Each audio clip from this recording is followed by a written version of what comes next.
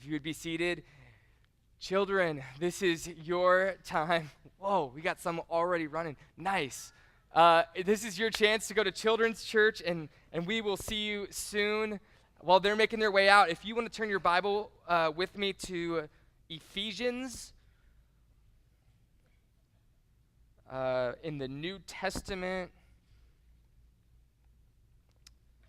Ephesians chapter 2,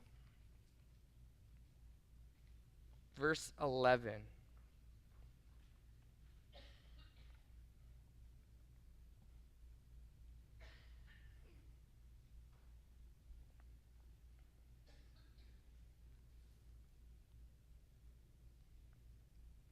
Paul writing, "Therefore, remember that at one time you Gentiles in the flesh, called the uncircumcision by what is called the circumcision, which is made in the flesh by hands. Remember that you were at that time separated from the Messiah, alienated from the commonwealth of Israel, and strangers to the covenants of promise, having no hope and without God in the world.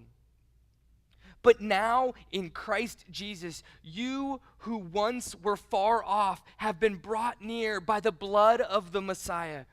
For he himself is our peace, who has made us both one and has broken down in his body the dividing wall of hostility, by abolishing the law of commandments and ordinances, that he might create in himself one new man in place of the two, so making peace, and might reconcile us both to God in one body through the cross, thereby killing the hostility.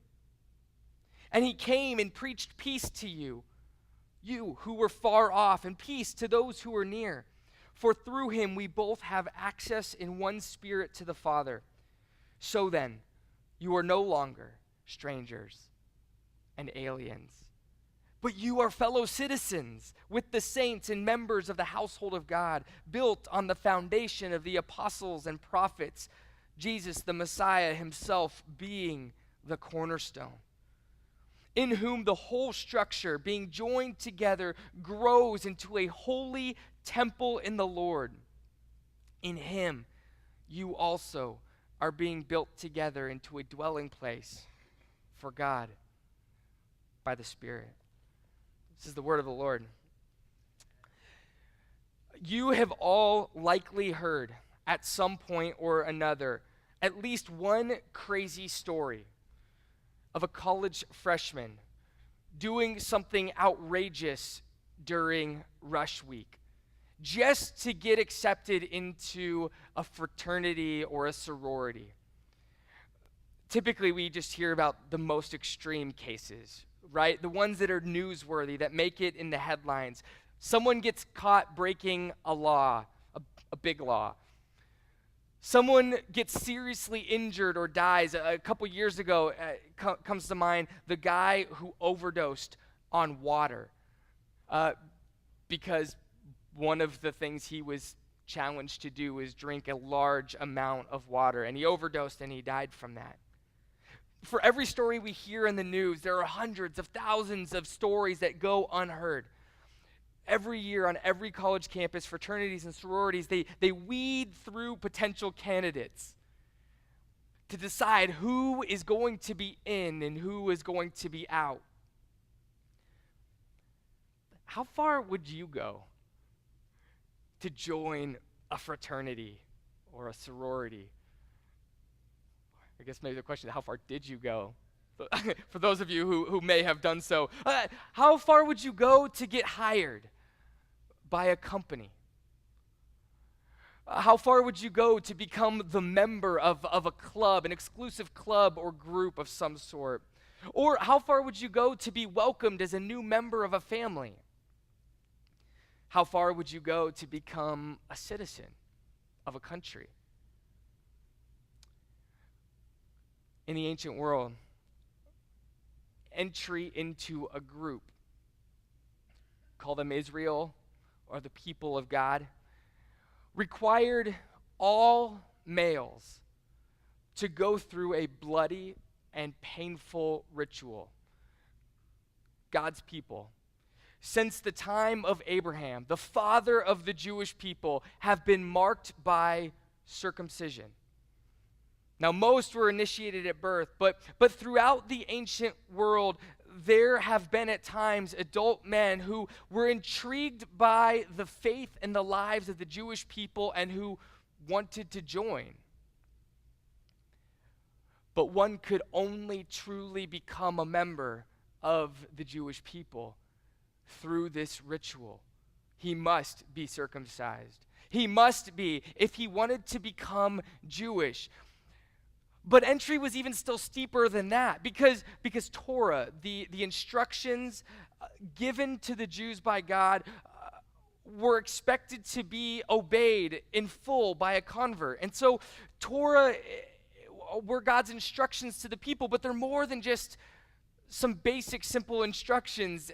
They give guidelines for sort of your whole life, encompassing everything you do. It includes a complex moral code, and it really creates a culture that you are to enter into. To go all the way, becoming a member of this community, meant physically altering your body. It meant submitting to a new set of ethics, and it meant adopting an entirely new culture that had been foreign to you. You can imagine there were not lines of non-Jewish men at the doors of synagogues just beating it down trying to get in, to join. We see a common theme here, highlighted by two things: initiation rituals and exclusion. And in some cases, these are the same. Initiation ritual and exclusion. Participation in the ritual, or participate in this ritual, and you're one of us. You're welcomed in. Refuse, and you are one of them. Us and them. Our passage this morning, it begins with this passionate and convincing reminder that the hearers, the people who were intended to hear these words written by Paul, were once considered thems. You were once far away. And you were far away because you didn't look like us. You didn't have the mark, the seal, the sign that you were one of us. You weren't one of us. You were aliens. Foreigners, non-citizens, you were strangers. You had no dibs on God's blessings. And because of that, you had no hope. You had no God. You were outsiders in the fullest and most complete sense because Paul says you were the uncircumcision. But Paul says we are Jews. And we hear Paul confessing this, God's chosen people in every sense of the term, and you were not like us. That is until something happened. Jesus happened, and something dramatic changed. At the end of the passage, if you still have your Bible open, picking up at verse 19, we hear a repetition of this same passionate and convincing reminder, but it does it from a new position. It's not a reminder of how far out you were. It's now from the perspective of someone who was a them, but is now an us. You were once far away, but now you're near. You were a stranger, but now you're family. You were an alien, but now you're a citizen. You are now a piece of what God is building in this world. You were far from God, but now God is so near that he is actually dwelling inside of you. This is a powerful shift. Something dramatic has happened here. And this is really little more than a testimony, right? I was blind and now I see. I was lost, but now I'm found. I was far away, but now I'm near. And Paul says, you were one of them, but now you are one of us. I'm not sure if you've ever experienced this in life or sort of noticed this, but us and them can actually be really helpful categories. The us really helps us to have a sense of who we can count on. Who's sort of in? Who belongs? Who can we trust? Who do I need to look out for? Who gets the privileges of membership? Us is it helps us define that. And on the flip side, the thems are equally important, right? Because it helps us know who to watch out for the other way, right? Who doesn't belong? Who do we need to be careful of with maybe a little skepticism? And who might be expendable if it should come to that? These are helpful categories, us and them, in all kinds of areas of our life. When I go to soccer games on Monday nights, we wear colors to designate who is us and who is them. So I know who to pass to and who to steal the ball from, right? Our homes and our fences mark us and them, our space, their space. In the marketplace, every day, right now, you're wearing some brand or logo or something that functions in our culture to help people determine what is ours and what is theirs. A comedian named Eddie Izzard reminds us that when nations were sailing around the world, claiming new colonies, expanding their empires, all you needed was a flag. This land belongs to us. We have a flag, and you don't. It's ours now. And so it determines who is us and who is them. Us and them, they can be helpful categories. That is until we get into the church, into the community of faith, where we learn painfully that there are no thems. There is only us. It said that one of the truest signs of hospitality is when you can't tell the difference between the host and the guest. One of the truest signs of hospitality is when you can't tell the difference between who is the host and who is the guest. A major problem for the church. One of the church's greatest missteps in community has been its obsession with labeling what has been unlabeled and building walls that have been unbuilt. If the church isn't actively sorting people by who is in and who is out, then what we do is we start with those who we kind of deem as in, and we start sorting each other by us and them. Martin Luther King Jr. Famously said, "It is appalling that the most segregated hour of Christian America is 11 o'clock on Sunday morning." And maybe King meant only to refer to divisions of race, but maybe he intended to point to a broader truth. The truth that we segregate our churches, and I'm talking culturally here in America, we segregate our churches by age. We segregate our churches by race. We segregate our churches by culture. Just think of music. We segregate our churches by disposition. We segregate our churches by economic status. We segregate our churches by shared interest and by cause and by spiritual fervor. We, who have been made one people, one new humanity, one body, have slowly and methodically rebuilt the very dividing wall that Jesus broke down on the cross. A wall that says, because you're not like us, you're not one of us. On the cross, Jesus did away with the hostility that comes from labeling some as us and others as them.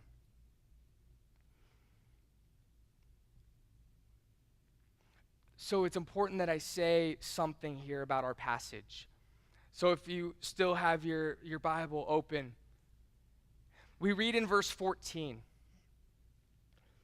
"For Jesus is our peace, who has made us both one, and he's broken down in his body the dividing wall of hostility by abolishing the law of commandments and ordinances, that he might create in himself one new man in place of the two, and so making peace." It needs to be said that there is a very specific context and application to this claim, that a wall has been broken down and these two specific people have been made into one. The two who were previously divided are two specific groups: the Jewish people marked by their circumcision and Torah, and the Gentiles unmarked by their uncircumcision and their ignorance of Torah. In the first century, for the churches that were forming, this was not a side issue for them. Like, oh, hey, how are we going to get along together? This was one of the most important issues the church dealt with in those early years. How is the church, a community made up of Jews and Gentiles, so unlike each other in almost every possible way you could imagine, at least visibly? How are these two groups supposed to coexist, to live together as one? This was a major question, and so here Paul offers the key. Former Gentiles, remember how far outside you once were, and remember what it was going to take for you to get inside. You were going to have to mutilate yourself. You were going to have to adopt and take on somebody else's culture. But on the cross, Jesus has prepared a path of peace.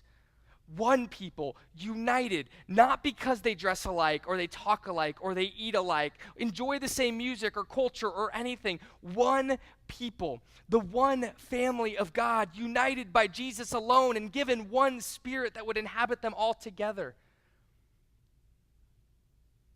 And so now that you're inside, by no effort of your own, but by what Jesus has done for you, don't you turn around and push the Jews out. And especially not for the exact same reasons that they were keeping you out. Don't push them out because they're different from you. Don't push them out because they make you uncomfortable.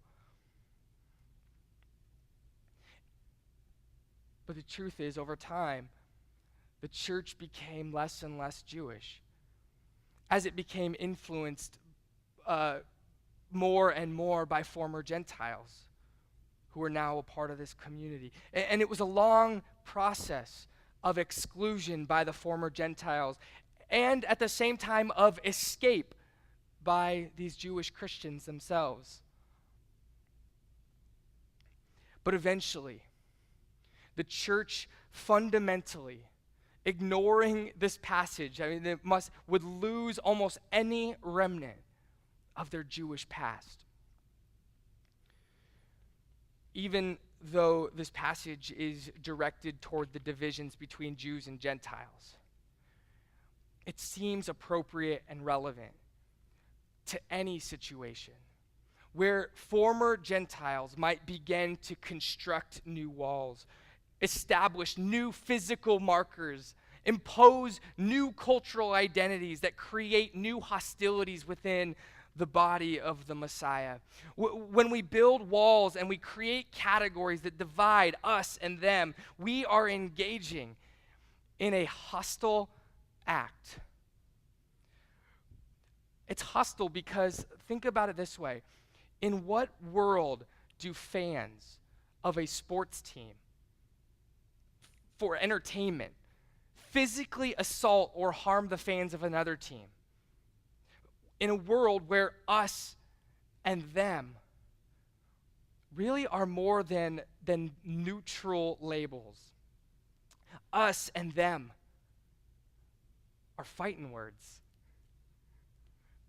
they are words of hostility, words that identify friend versus foe. Them is not an unemotional or passive label. Them is how you name your enemies. Listen sometime to some of your friends, no matter what church they are a part of, where they're at. Listen. Listen to the way they talk about children, or about teenagers, or young adults, or seniors, or listen to the way they talk about new Christians, or the people who have been around the church for a long time, or the people who maybe aren't as passionate in worship, or who just worship differently, or listen to the people who talk about the people that they think have too much money, and then listen to those who are talking about the people that they think have not enough money. And listen, as you hear people talk about those who have different political opinions or even different theology, or on Father's Day, parents who might have a different parenting approach or schooling opinion or discipline opinion. Listen to them talk. Just listen. And then listen to yourself as well. And maybe perhaps you'll hear a group of people who have formed in us around some sense of superficial likeness, who are now judging them, who don't fit that perceived likeness. After you hear the judgment, which nobody will claim is judgment, they're just making an observation, listen to the proposed solution. More often than not, because we are sort of obsessed with likeness, perceived likeness, we will pursue or promote some sort of segregation. Let's keep the children out of church so they don't distract us. Let's do something with our youth to keep them busy and so they don't get in trouble. Let's tell our seniors that they get to enjoy our music, or they can leave. Maybe we'll create a new service for them or something. Let's make community difficult for those who don't conform to our likeness. And if we aren't able to exclude those who are not like us, we'll just escape out the back door. We'll escape and we'll go find a place where people are like us. A church where the people are more like me. Maybe where there's more passion like mine. Maybe where there's more of an emphasis on something that I like. Maybe where people are just in the same place in life. We exclude those who are unlike us when our likeness is shared by the majority. We escape those who are unlike us when we perceive that our likeness is to be in the minority and judged by the majority. And we expect everywhere we look to find communities full of people like me. The result in America has been this. It's been the creation of the most segregated hour in America, as people everywhere form communities on the basis of who is just like me. And likeness has become one of these just predominant expectations for those we associate with in all kind of areas of our life. We prefer to hang out with the people that are like us, that share like interests. For the last 10 years, whenever I talk to young people and teenagers, and you guys know that I was involved with Young Life for forever and youth pastor here, and so lots of conversations through these years on dating. And usually it's with somebody who is either about to date or has just recently started dating someone. And I always have a standard question that I ask in these conversations. Tell me, what do you like about her? What do you like about him? And guaranteed, the first thing they tell me every single time is, oh, we just have so much in common. We're so alike. And so my follow-up question, highly predictable. Some students got to hear it 4 or 5 times. Oh, cool, like what? And when the young man or young woman is done rattling off the list of like interests, things like, we're both over Facebook. We only do Instagram now. He likes all the same music as me. We both want to get a tattoo. She likes sports. He's a believer. We're Geminis. He has a matching scar. She loves dogs. He wants to be rich. She also loves the Hunger Games. You get the picture, right? And depending on how sassy I'm feeling in the moment, and whether I know the answer or not, my next question sometimes is, what's his last name? It shouldn't be funny how often there was no answer to that question. But if I skip that question, I usually jump to something more like what you would find on the premarital assessment I do with couples that are preparing for marriage. Something like, do you share faith? What are his thoughts on marriage? That one always gets funny looks. When does she want to start a family?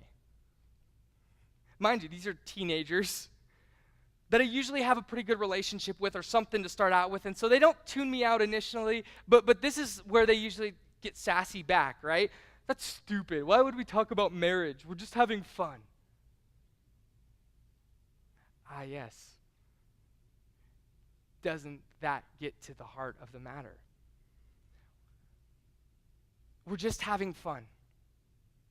This is why it doesn't matter if we talk about faith, because we're just having fun. This is why marriage doesn't matter, because we're just having fun. This is why real conversations about our future or about anything real doesn't matter.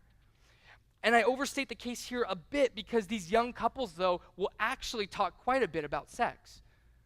But only because sex to them falls into the category of having fun within the boundaries of this relationship. It's not seen as serious with real life implications or ramifications for the future. We're just having fun. And when we're just having fun in relationship, all that matters is that we can have fun together. We want to listen to the same music together. We want to do fun things together. We want to enjoy the same movies together. We are in search of someone who is exciting and stimulating and that we can share these common adventures with. This is what dating is or has become to the large majority of teenagers and young adults that I know. And today, there are far too many people who want to date the church. We'll go out with the church as long as the chemistry is still clicking and our shared likeness keeps the church fun.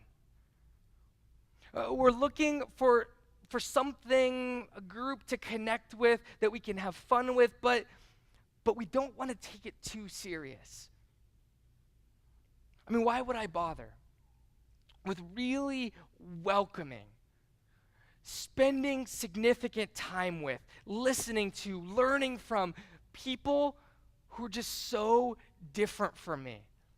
If you've spent any time with somebody who is just culturally different from you, it takes a lot of time to understand where they're coming from, who they are, what their background is and comes to. And man, that's just a lot of work. It's a lot of work if I'm just looking for a place to connect. This isn't marriage. We're just casually dating. We're having fun. I like this church. There are people like me here. But that's the thing. Human beings were made for more than casual romantic flings based on superficial likeness. And human beings were made for more than casual fun community based on superficial likeness. The community of faith is not a group of people like me. When I expect that, I walk out after the first date and I keep looking for a church with better chemistry. Or if I've been around a while, I will work to make sure to exclude anyone I need to so that the church stays people like me. And if I can't keep the church the same, when the church becomes a church of people no longer like me, I will escape through the back door and I will find a community of people I perceive to be like me. But this is not the church. This is not the community of faith called together by Jesus, called together to gather around Jesus. People in the church end up having fun together. That happens. Sometimes a lot. Sometimes not at all. But that's not the point of this community. We have a very specific purpose for existing together. In chapter 4 of this letter that we've been reading in Ephesians, Paul tells us that the church exists to help us grow up in every way into the fullness of Jesus. The purpose of this community is not our comfort, but our character. Us. All of us. Every single one. And here's the thing. You have something that I need to learn if I'm to grow. And I think that I might have something that you need in order for you to grow. If you and I have nothing in common whatsoever, at least not in any of the typical ways we tend to think of having something in common, we share this: the Spirit of God. We are part of one body with one Lord, with one faith and one baptism, with one God and Father of us all. And therefore we have one goal, one end, that the Messiah, that Jesus, his character would be formed fully in us.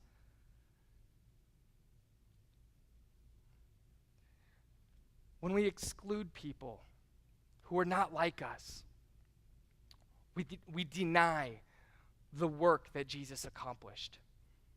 When we escape people who are not like us, we deny the work that Jesus has accomplished. And when we expect a community of people to be just like me, we deny the work that Jesus has accomplished. And what we do is we settle. We settle for a superficial relationship with Jesus. And we settle for a superficial relationship with his church. And we settle for a life of spiritual immaturity. And we settle for really a boring life, a boring world, a world full of people like me. And let me tell you, you should give thanks to the Lord that our world and our church are full of people who are not like me.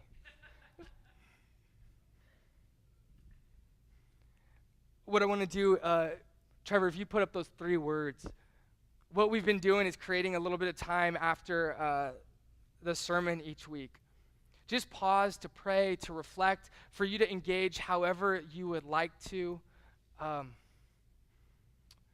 Sometimes sermon ends, we move through the rest of the service, and we're out, and we haven't given it a second thought, and we're just trying to create a little bit of opportunity for you to process this. And so, these 3 words, exclude, escape, expect.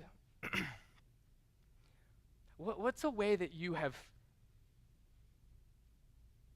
participated in one of these? Maybe excluding, maybe escaping out the back door, or maybe expecting God's church to be a community of people like this. Just meditate on that, think about that for a second, and then actually I'd like to create an opportunity for maybe a couple of you to share one if you can think of one. So, and let us leave with these words from Hebrews. Let us consider how to stir up one another to love and good deeds, not neglecting meeting together as some are in the habit of doing, but encouraging one another, and all the more as you see the day drawing near. Grace and peace.